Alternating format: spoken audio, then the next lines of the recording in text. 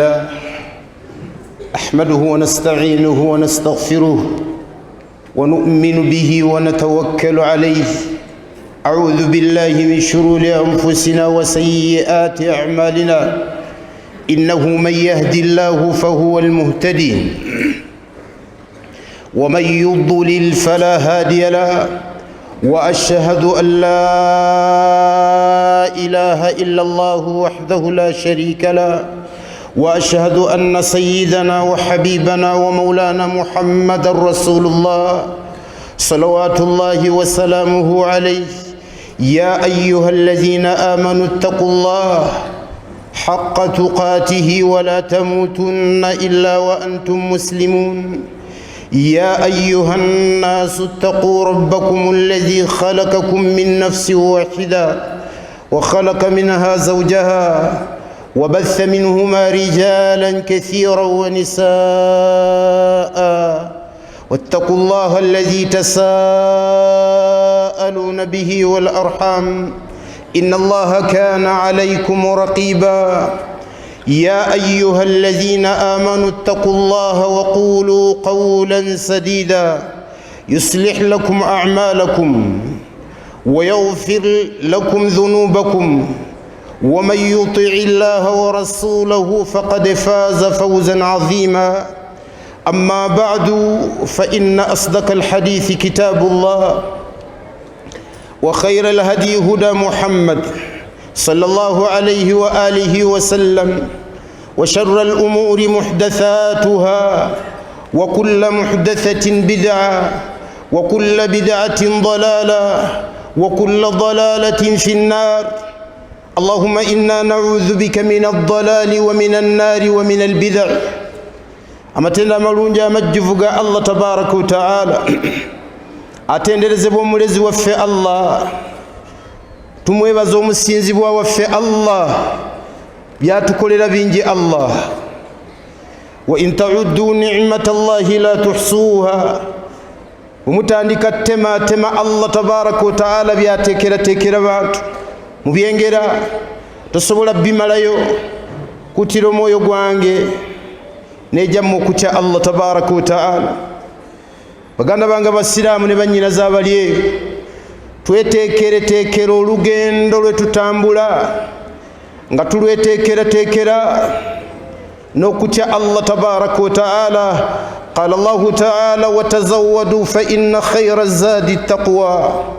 Wekitibwa Allah ga nti mweteekere mufune entanda, naye entanda ekyasinza okubeera ennungi yakutya Allah tabaraka wa ta'ala.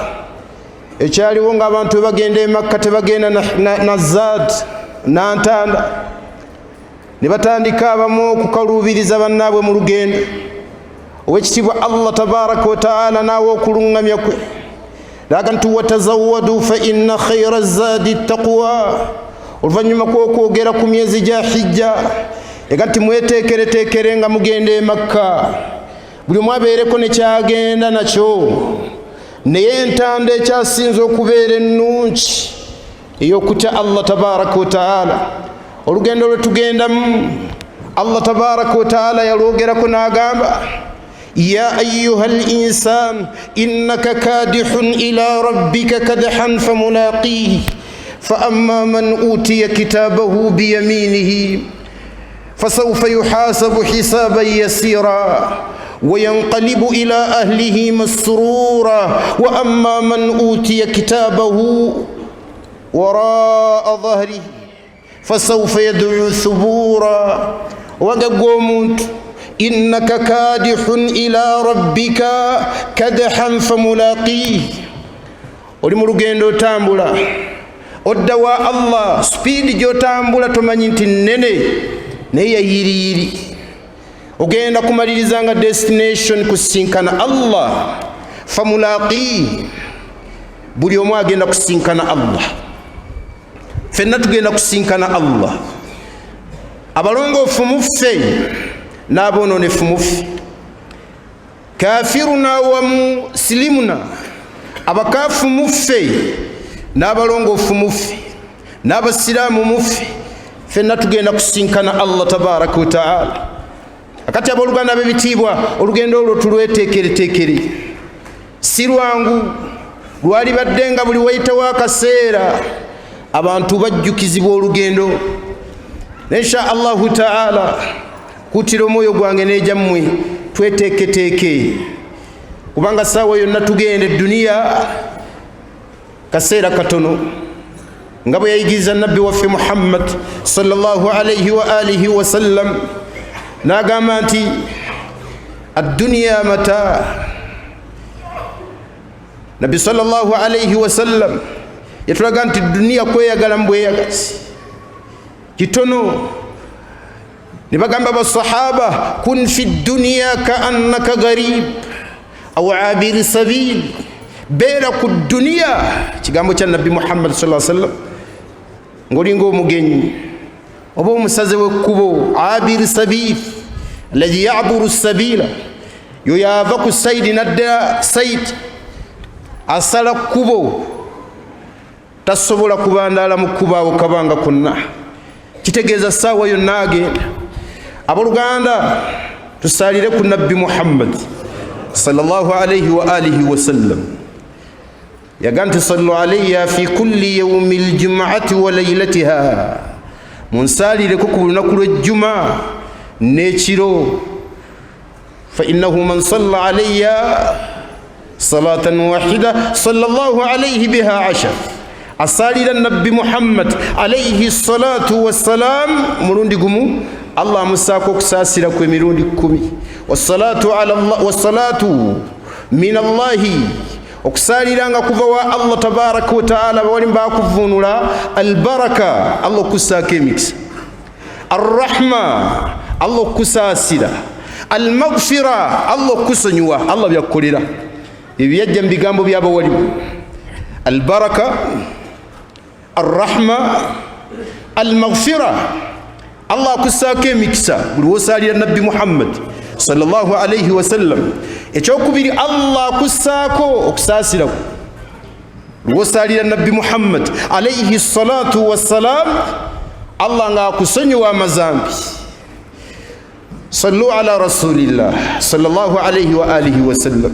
Abooluganda b'ebitiibwa, topiki yaffe ey'olwaleero egenda okubeera enfundafunda etambulira ku kigambo alhayatu al-imanu bilhayati al-akhira au bilyawmi al-akhira. Al-imanu bilyawmi al-akhir, okukkiriza olunaku lw'enkomerero.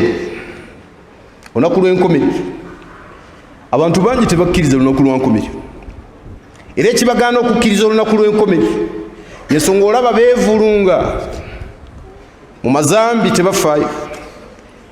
Bangi mu batali banzikiri yaffe Allah yabakakasaako ng'agamba nti bo baalugaanira ddala. Suratu Taghabun Allah agamba nti za'ama alladhina kafaru an lan yub'athu qul bala wa rabbi satub'athunna thumma latunabba'unna bima 'amiltum wa dhalika 'ala Allahi yasir. Yaganti balowooza abakaafu abajeemu abajemera Allah tabaraka wa taala okumukkiriza, abajemera nabbi Muhammadin sallallahu alayhi wa alihi wa sallam okumukkiriza, alla yub'athu, titebagenda kuzuukizibwa, titali kuzuukira. Qul bala wa rabbi, bagambe gwe nabbi Muhammad alayhi salatu wassalam, bala wa rabbi, yendayira Allah, latub'athunna, mugenda zuukizirizibwa ddala, thumma latunabba'unna bima amiltum, oluvannyuma buli omu Allah agenda kumunnyonnyola byabadde ng'akola mu nsi. Wa dhalika 'ala Allahi yasir, wa dhalika 'ala Allahi yasir, ekiwa Allah kyangu nnyo okutubala mu kaseera akatono. Abooluganda b'ebitiibwa, al-imanu bilyawmi al-akhir, okukkiriza olunaku lw'enkomerero. Owekitiibwa nabbi waffe Muhammad sallallahu alayhi wa sallam, ja'ahu Jibrilu yajja gyali, faqala ya Muhammad sallallahu alayhi wa sallam, akhbirni anil iman, mbulira ku kye bayita obukkiriza. قال عليه الصلاة والسلام الإيمان تبايت بكرزا أن تؤمن بالله وكرزا الله وكرزا الله وفي أن تؤمن بالله وملائكته نكرزا بملائكة الله وكتبه نكرزا بتبوبيا الله ورسله نكرزا بكبا الله واليوم الآخر نكرزا لنكلونكم واليوم الآخر نكرزا لنكلونكم وأن تؤمن بالقدر خيره وشره من الله نكرزا أنت الله جرا أجرى بيرونج ناجرى نبي الله الله أجرى بيبي أجرى نبي رونج تقول أمونتو كدا وناقانت الله تجرى تبيه قول فو ينبي وفي تجامع وتؤمن بالقدر خيره وشره من الله بيرونج نبي بيبي فوا الله بيبي بمبيرا مو بينكوا زابا niwankubaddenga Allah tagera kibi okujjako nga kigeze bil hikmati abeera n'ensonga lwaki Allah bakigeze niyo gamba fulati bote ndi Allah tagera kibila fenzikiriza yaffe ba ahli sunna wal jamaa nu'minu bil qadari khairihi wa sharrihi min Allah tukkiriza ebirungi etukkiriza okugera kwa Allah nti Allah agera ebibi Allah agera n'ebirungi kati nabbi waffe Muhammad alayhi salatu wassalam mumpajizo obukkiriza okukakasa nti oli musajja mukkiriza an tu'mina bil yawmil akhiri olina okukkiriza nti waliwo olunaku Allah lwagenda tuzukiza ffenna waliwo hikam ensonga lwaki Allah tabaraka wa ta'ala yateekawo olunaku lw'enkomero ng'ekisookera ddala ow'ekitiibwa Allah tabaraka wa ta'ala yaluteekawo okusobola okubeera nga ateekawo obwenkanya mu duniya eno nga bwe mugira baganda bange ne bannyinaze abali eyo Allah aleme kubeera kuteekawo bwenkanya oba kuteekawo olunaku lwa nkomerero bakaafu nga baaliyinyayinye mu nsi eno mu nsi nga batukinabbukirako nga teriiyo kuzuukira era ow'ekitiibwa Allah tabaraka wa ta'ala bwe yali aboogera kuyaga nti inna allazina ajramu kanu min allazina amanu yadhakun mu bikwatagana na edduniya aboononefu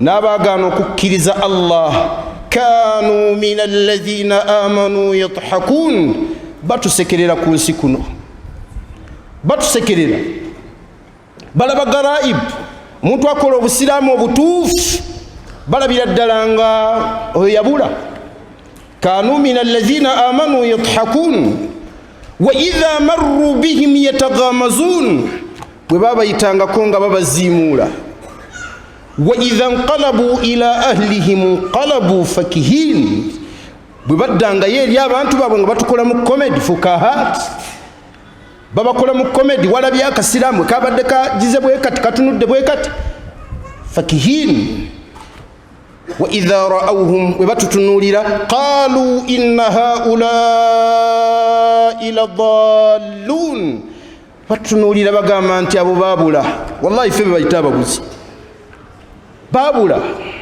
qalu inna haula'i ladallun bagatwabula wama ursilu alayhim hafidhin Allah teyabatuma tulondola kati Allah okuteekawo adaala ku ebyo falyawma allazina amanu min alkuffari yadhakun naffe olunaku lw'enkomerero tujja kujja nga tubasikirira ala al-araiki yanzurun ku ebyo Allah byatuteekedde mu jjana saba Allah atuwa ejjana kibi nnyo baganda ba okubanga khasira dunya wal akhira ng'edduniya nfu n'akhira nfu nga goviiriddemu awo ku duniya nga ne ku akhira ogenda kuviiramu awo so tusabe nnyo buli lunaku olukyate lukuyitangako okujjako ng'osabye ku Allah kuba kyajja mu musnad nga nabbi waffe Muhammad sallallahu alayhi wasallam yagamba man sa'ala Allah yenna asaba Allah aljanna ejjana 3 marrat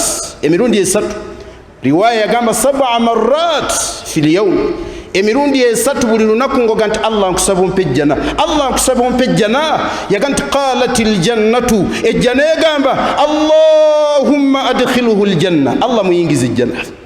Ejjana yennyini buli wosaba Allah katitiriza nnyo okusaba Allah akuwa ejjana. Mu byosaba byonna teekamu Allah okusaba ejjana, naye Allah okuteekawo olunaku lw'enkomerero al adala, obwenkanya.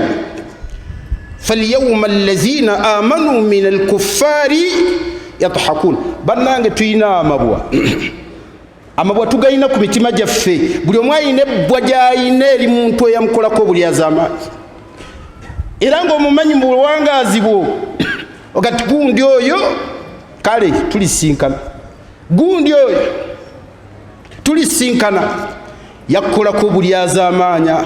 Waliwo abakola ku ffeffe nnyini nga yabutuusa ku ggwe, waliwo abaabukola ku famire yo, waliwo abaabukola ku mukyala wo, waliwo abaabukola ku mwana wo. Allah okuteekawo obwenkanya min hikmatihi, mu hikima ze Allah okuteekawo olunaku lwagenda okuteekawo obwenkanya alaga abantu buli omu kye yakola. Okumanya obwenkanya bugenda kubeerawo si ku bantu ffekka, n'ebisolo nga bwe kyajja mu hadith nga nabbi waffe Muhammadin sallallahu alayhi wa sallam agamba nti Allah agenda kuleeta ente alqarna, albaqaratu alqarna, ente yayina amayembe eyatomera ginne waayo tayina mayembe, agireete mu maaso ga Allah giga nti wagitomera sasula olwaleero, eno agiddiza amayembe etomera eno, Allah azigambye nti mufuuke ettaka. Bwenkanya bwe bibanga ebisolo Allah tabaraka wa taala agenda biteerawo obwenkanya ebitategeera. Fama baalu nnas al-uqala, watyata abantu abategeera, ng'ogenda okulumba munno ng'otegeera nti alumwa, ogenda omutuusaako obulabe ng'alumwa. Kati Allah yateekawo adaala, obwenkanya olw'okwagala, yateekawo olunaku lw'enkomerero olw'okuteekawo obwenkanya wakati waffe. Olunaku lw'enkomerero Allah tabaraka wa taala yaluteekawo eri abakkiriza li alla takburu alayhim alhayatu dduniya, obulamu bwa dduniya buleme tugejjako. Omuntu okutunulira edduniya ng'alaba ng'ekinene, oluusi edduniya emuyiseeko olunaku n'asaalirwa nnyo n'alaba ng'ekinene ekimuyiseewo. Allah yateekawo olunaku lw'enkomerero omuddu ategeere nti buno bw'akiyita mu luggya, saawa yonna agenda kusinkana Allah, asange Allah byamuteekeddeteekedde. Olunaku lw'enkomerero Allah tabaraka wa taala agenda kubikkula ebyama, agenda bikkula ebyama. Yawma tubela sarail, olunaku olwo Allah tabaraka wa taala agenda kuggyayo ebyama by'abantu. Fama lahum min quwwati wala nasir, teri ajja kubeera n'amaanyi geegaana byama ebyo, yadde agenda okukutaasa ku ebyo bye wakola. Bantu bingi bye bakulira mu nkukutu, nammwe mubimanyi, buli omu amanyi ebyekyama by'ayina. Era nabbi Muhammad mu ahadithi ezikyasinza okunneewuunyisa kyekigambo kyeyogera, yagamba alayhi salatu wassalam, liyudini llah yawma alqiyamata abdahu almu'min as-salih. Allah agenda kuleeta omuddu we omukkiriza, hatta yudinihi ala katfi, okutuusa oba ila katfi, okutuusa Allah bw'anaamusembeza waali kumpi n'ekibegabega kye Allah. Fayadlibu alhijab, Allah ateekewo ejjigi wakati we n'abasigadde. Fayuqirruhu bidhunubi, atandika okubeera nga amukakasa ku mazambi ge yakola mu kyama, nga tewakola kino naye oyo muddu mukkiriza, muddu mukkiriza. Alam takun anta fa'alta kadha wa kadha, sigwe wakola kino, sigwe wakola kino. Fayuqirruhu, bw'anaabyogera omuddu abikakase. Oyo ye muddu omukkiriza yakola tawba ku duniya. Abawoni bwe batu bagamba, fayaqulu Allah agambe tisatartu laka fi dunya, satartuka fi dunya, nakubikkirira ku nsi, wa ghafartuhu laka alyawm, olwaleero mbikusonyi. Omuddu ajja kubeera musanyufu nnyo. Kati olunaku olwo ate abatali basiraamu, abatali bakkiriza, abaagaana okukkiriza Allah, tewagenda kubeerawo kubikka byama. Allah agenda kubijjayo nga bibiri, n'aboononefu n'abaagaana okukola tawuba mu bulamu buno obw'edduniya. Allah agenda kujjayo ebyama, kyekyo Allah kyagamba yawma tubila sarail fama lahu min quwwati wala nasir. Allah ajja kujjayo ebyama by'abantu. Gubyolaba bye baakweka Allah abitwolese, abantu bagenda kuswala okutali kwa bulijjo, okuswala okunene ng'olaba khiziyu wanadaama, abantu bejjusa ng'okwejjusa tekukyagasa. So aboluganda b'ebitiibwa, olunaku lw'enkomerero mu hikima zaayo Allah okutwoleka abantu bye baatukweka nga batujooga nakyo kiri mu hikamu. Aboluganda b'ebitiibwa, olunaku olwo lulina amannya era Allah yalwogerako nga lulina amannya gamanyikiddwa. Mu mannya gaalwo baalutuuma yawmul qiyama. Yawmul qiyama, la uqsimu bi yawmil qiyamati. Allah agamba nti ndayira olunaku lwa qiyama. La uqsimu bi yawmil qiyama. Baalutuuma yawmut taghabun. Qala Allahu ta'ala fi taghabun dhalika yawmut taghabun, olwo lunaku lwa taghabun. Baalutuuma baalutuuma alhaqa, nga Allah era bw'akyogerako alhaqa malhaqa, lunaku lw'amazima. Baalutuuma yawmul haqq, nga Allah bw'aga nti dhalika yawmul haqq faman shaa attakhadha ila rabbihi ma'aba, lunaku lw'amazima. Baalutuuma alqari'a, lunaku luko lwa kikoona, wagenda kubeerawo ekikoona. Alqari'atu malqari'a, bwe tuga nti qara albab, omuntu aba akoonye omulyango. Kati baga nti alqari'a, wagenda kubeerawo ekikoona. Abaga nti yesuur ye qiyama. Alqari'a wama adraka malqari'a, baaluyita yawmul maw'ud. Qala Allahu ta'ala was-samaa'i dhatil buruj wal yawmil maw'ud, olunaku olulaganyise yawmul maw'ud. Ne ebigambo bingi ebyayogerwa ku yawmu alqiyama. Kati olunaku olwo buli Allah kye yagenda akoonako kitegeeza nti kigenda kubeerawo ku lunaku olwo. Aqulu ma tasma'un wastaghfirullaha li wa lakum wa lisaa'iril muslimina min kulli dhanbi fastaghfiruhu innahu huwal barrul karim wa innahu huwat tawwabur rahim.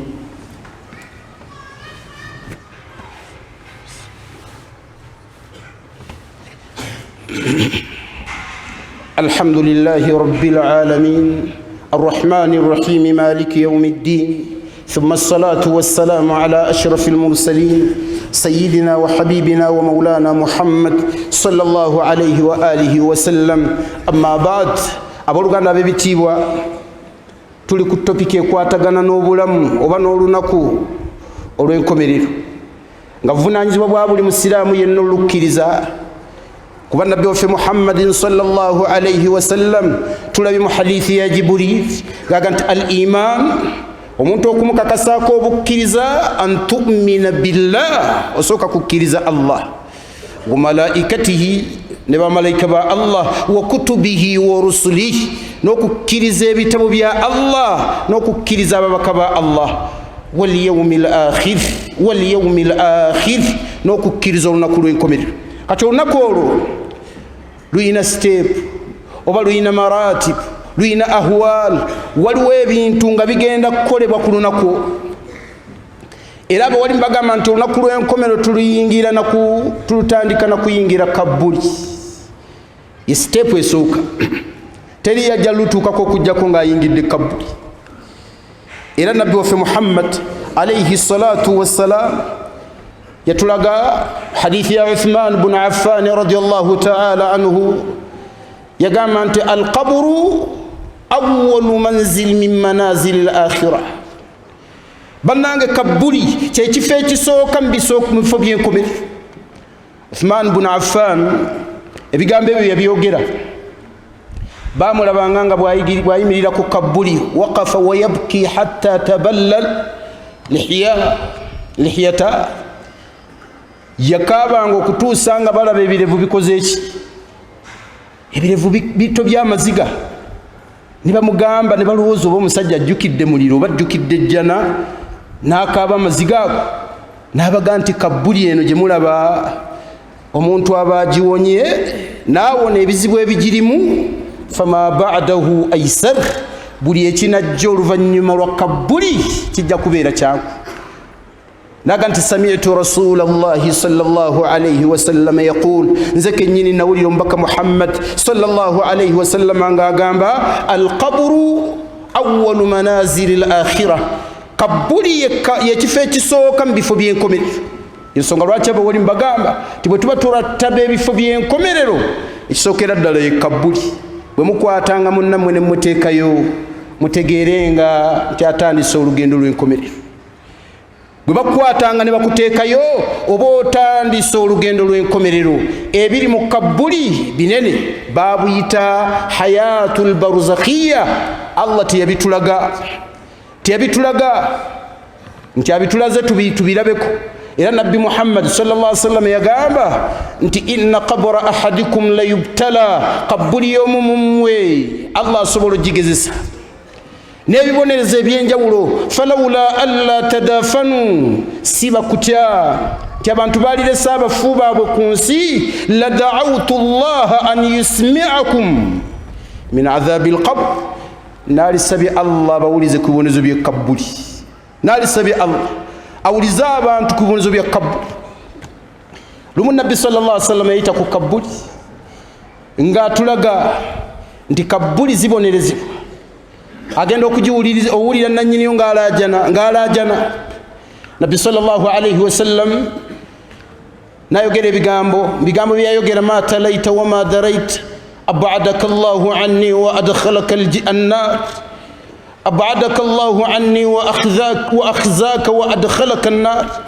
Nabbi awulira naga nti tewansomaako, tewakola bino, tewampulirako, Allah akusembeze wala. Balina sahaba bali bamwita Amr. Nabga ati madha fa'altu ya Rasulallah, nga sahaba alowooza nti ye gwe boogerako. Nabga ati la atakallam ma'ak innama atakallam ma'a sahibi hadha al-qabr, njogera na nannyini kabbuli eno soogera naawe. Sa'alatuhu al-malaikatu anni, bamalayika bamubuuzizza ku nze Nabbi Muhammad alayhi salatu wassalam. Faqala ma talaytu wa ma daraytu, naga ndi nze simusomangako era simumanyi. Nabbi kwe kumusabira edduwe, Allah akusembeze wala musajja, tewampulirako, tewansomaako, Allah akuyingiza omuliro. Nabbi namusabira. Kati abooluganda b'ebitiibwa, mu bikulu bye tuyiga ku bulamu bw'ensi, mu bulamu obw'okuyingira kabbuli, ekisookera ddala nti hayatul barzakhiya, obulamu obwo Allah ateekawo ejjigi tesobola kuwulira biriyo. Ekyo tukikkiriza. Era nga kyetulaba bw'oba tosobola na kulaba bamalayika batwala munno, mwekanga bwekanze nti annyogoza ebigere, wuuyo agenze afudde. Era Allah tabaraka wa taala yatuchallenjinga laka falawla in kuntum ghayra madini tarji'unaha in kuntum sadiqin. Yagamba nti musobola okuzza omwoyo, naye ani asobola okuzza omwoyo? Taliyo. Kati obwe bulamu obusooka obwa kabbuli mu lugendo lwaffe olw'enkomerero. Era ekyokubiri kye tuyigamu nti waliwo ebibonerezo n'ebyengero ebibeera mu kabbuli. Nabbi waffe yabitugamba alayhi salatu wassalam. Kisobola kubiraba, tosobola kubiraba. Owekitiibwa Allah tabaraka wa taala yamanyi bw'abituusa ku baddu be. Marutiba ey'okubiri ng'omuntu amaze okugenda mu bulamu obwo, annafukhu fi ssuuri wa qiyaamu saa. Allah kyagenda okuzzaako kwe kulagira bafuuwe eŋŋombe. Qala Allahu ta'ala, owekitiibwa Allah tabaraka wa ta'ala yagamba mu Qur'an, yaga nti yawma tarjufu rrajifa tatba'uha rradifa. Olunaku Allah lwagenda okubwatula okulagira bafuuwe eŋŋombe omulundi ogusooka, lugobererwa olufuuwa olwokubiri. Qulubu yawma idhin wajifa, emitima gy'abantu gigenda kukubagana ku. Kati okufuuwa eŋŋombe okusooka kwa bitonde byonna ebirimu obulamu kufa, byonna bigenda kufa. Okufuuwa eŋŋombe okwokubiri bye bitonde byonna Allah tabaraka wa taala byamaze okutta okubizzaamu omulamu. Kyova olaba bwe baali baganya okukkiriza olunaku lw'enkomerero baga nti yaquluuna a inna lamarduduuna fi lhafira a idha kunna idhaama nakhira.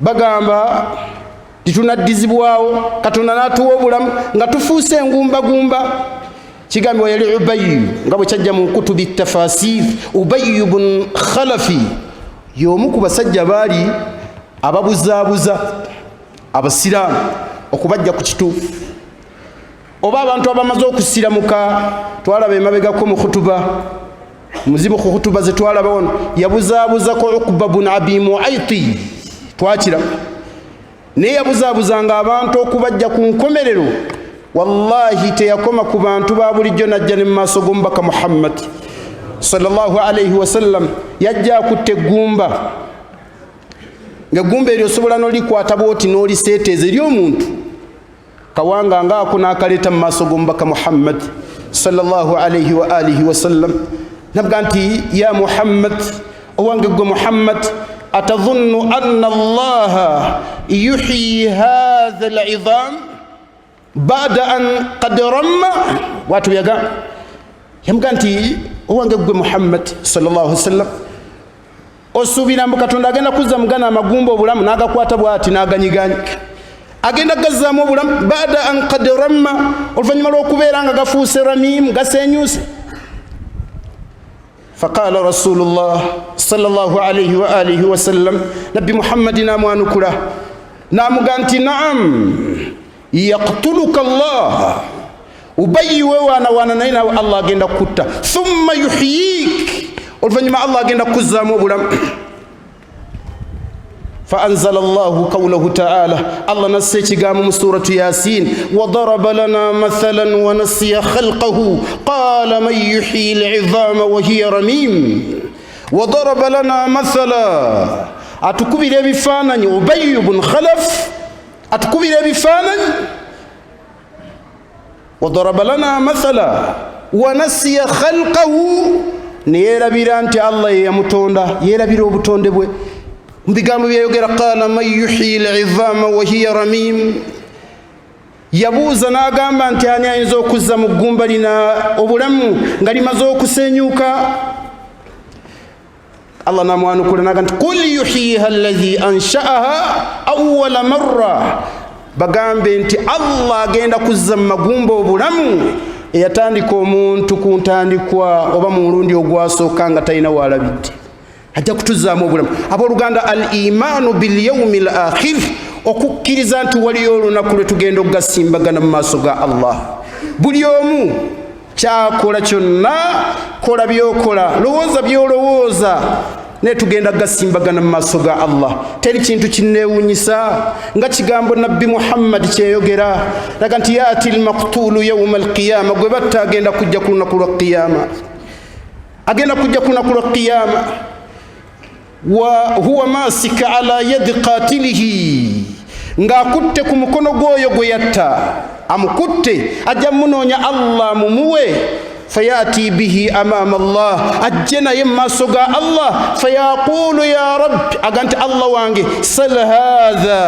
hadha Allah mbuuliza ono fabima qatalani yanzitiraki fabima qatalani nakola zambi kyanzite fayaqulu qataltuhu li ahtafiza izzata fulani wa illan abgati namutta olw'okukuuma ekitiibwa kya gundi ne gundi fa umira bihi farumiya fi jahannam Allah alagire nti mukwate muyooleyole musuule mu jahannam kunaku lw'enkomero sezimu ku hikam lwaki Allah tabaraka wa taala yateekawo olunaku lw'enkomerero abantu baleme kukoma ku duniya be bajoze be bakozeeko emisango be bakoze eki be balyazamanyiza waliyo olunaku ffe abasiraamu tulukkiriza ntugenda kuyimirira mu maaso ga Allah kyova olaba kibi okubeera nga khasira duniya wal akhira enkomerero ekufudde duniya ekufudde n'akhira neefa abooluganda al imaanu bil yawmi al akhir ekiddiriraawo okubeera nga waliwo mahshar Allah agenda tuzuukiza Allah bwana tuzuukiza atutwale wetugenda okukuŋŋaanira bwe tunaamala okukuŋŋaaniraawo wagenda kubeerawo kye bayita ashafaa oluvannyuma lw'embeera embi hadithi mpanvu nabbi sallallahu alayhi wasallam yagyogerako ng'atulaga nti ana sayyidu waladi bani adam wala fakhar nze mukama w'abaana ba Adamu bonna okuva ku taata waffe Adamu paka kwalisembayo nabbi yaga nti ye mukama waffe ffenna yaganti wala fakhar sewana bwe wanyize nabbi Muhammad sallallahu alaihi wasallam kyava gamba sahaba atadiruna kaifa dhalik mumanye cyo kigenda okubeerawo yaganti yajma'u Allahu an-nasa min awwalihim ila akhirihim Allah genda tukunganya ku kiyama okuva kwa Adam paka ku muntu alisembayo embere genda kubeera mbi abantu bagenda tuyana nabbi yagamba anti fayudina ash-shams qadra al-mil enjuba egenda sembezebwa ekyenkanankana mairemu yata'arraqun abantu bagenda kubeera nga yata'arraquna batuyana nga batuyana okumanya bagenda tuyana waliwo bezigenda okukoma mu bukongovule bezigenda okukoma wawa nabbi sallallahu alaihi wasallam agamba abantu bagenda kutandika okwekolamu omulimu timbeera gye tulimu mbeera sinyangu nabbi agamba nti bagenda kusinkana ababaka ba Allah fayatuna Adam tugenda bakona ko papayo bajja kujewa Adam bamuganti ya Adam anta awwalu albashar gwe muntu Allah gwe yasoko tona munsi khalaqaka Allah biyadi Allah yakwetondera na mukono gwe ala tara ma nahnu fihi alyawm tulaba mbera je tulimu ala tastashfi' lana tugambire ko Allah atujje mu mbere eno tugende kale obabo mujjana bagende mujjana nabo muri bagende muri Adam abaganti nafsi nafsi Allah yangano kuliye kibala na maliza ntiridde idhabu ila ghairi idhabu ila nuhi mugende wa nuhu fayatuna nuha bagenda kujje wa nuh bamuganti nuh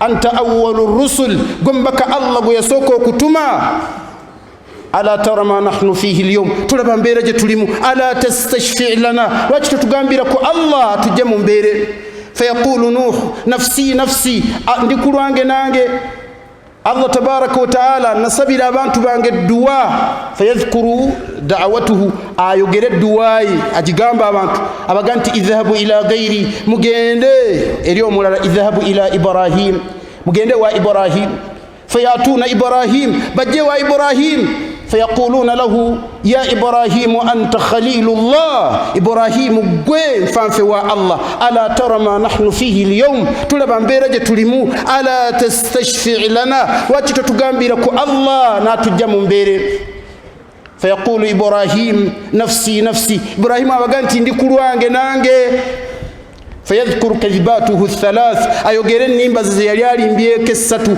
yaganti nalimbe nimba satu simanyoba Allah nansonyiwa Allah anyizo olunako lwalero lunyiga talunyiganga ko atetagenda kuddamu lunyiga bwekyo cyajja mu hadith fayaqulu lahu abagambe idhabu ila ghairi idhabu ila Musa mugende ryo mulala mugende wa Musa fayatuna Musa bajje wa Musa fayaquluna lahu muganti ya Musa anta karimullah Allah yogera nawo olwogera lwatayogera nabannabbi balala ala tara ma nahnu fihi alyawm tulaba mbera je tulimu ala tastashfi' lana lwakito tugambira ko Allah embere susi fayaqulu Musa nafsi nafsi inni kad qataltu nafsi abaganize natto omuntu simanyoba Allah nanziriramu nange ndi kulwange nabbi wa Allah Musa bali batambula natasa abantu bwe yasimulula ekikonde yakuba omusajja yamutirawo era Allah bwatu byakyogera tifawakazahu Musa yakuba omusajja ekikonde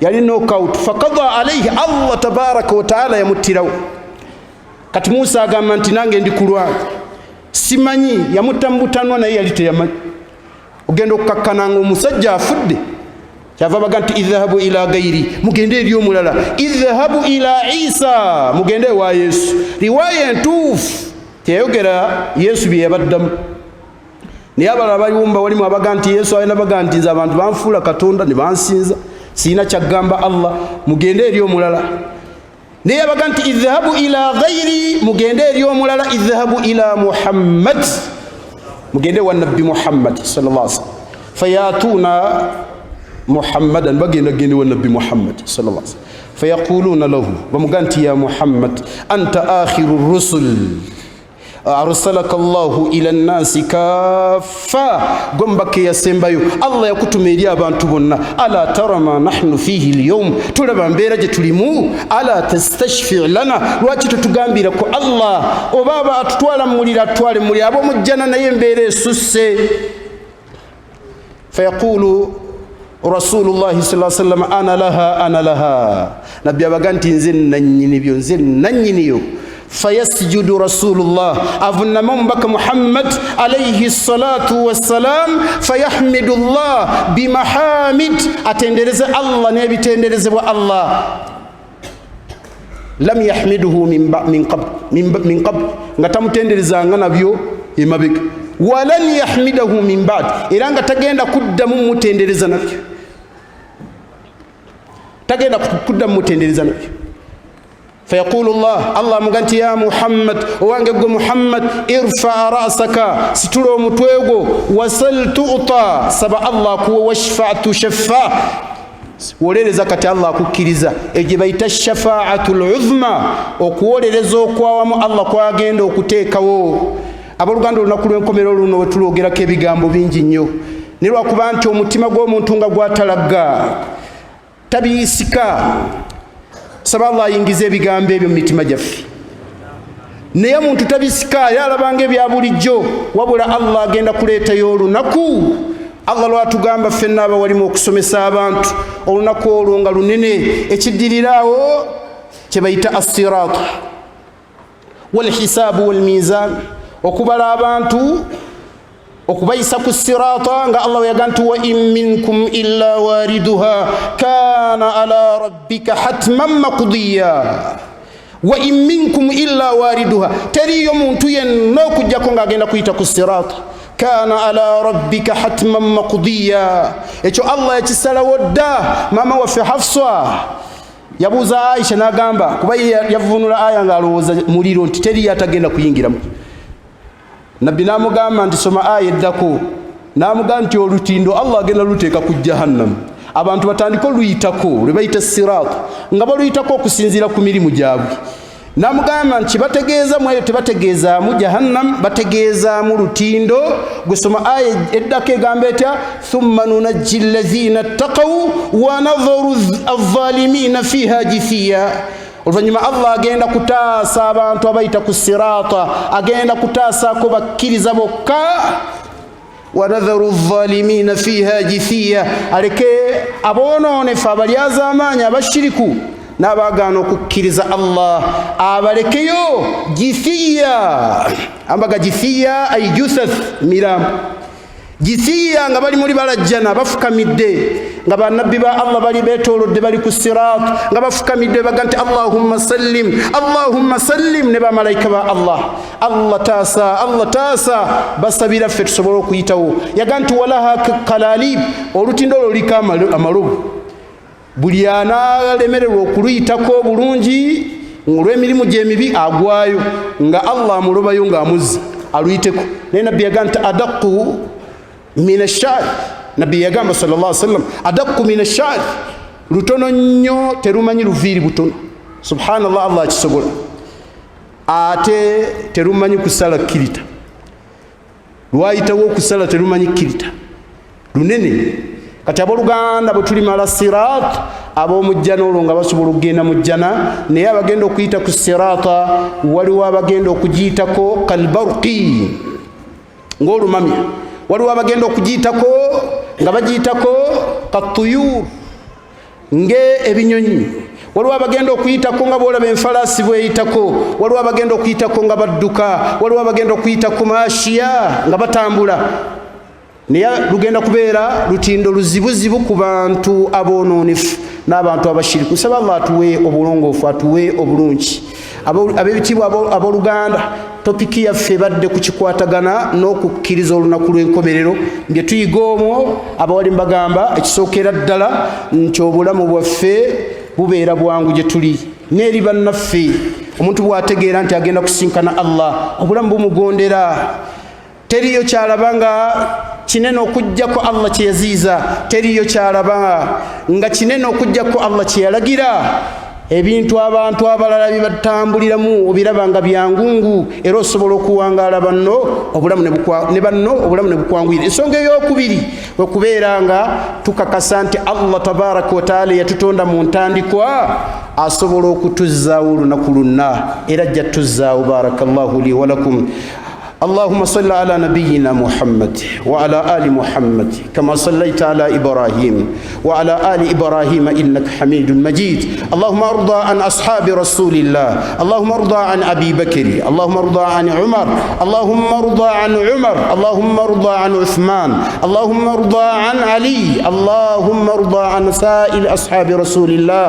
اللهم أعز الإسلام والمسلمين وأذل الشرك والمشركين، دمر أعداءك أعداء الدين، اللهم دمر أعداءك أعداء الدين، اللهم دمر أعداءك أعداء الدين.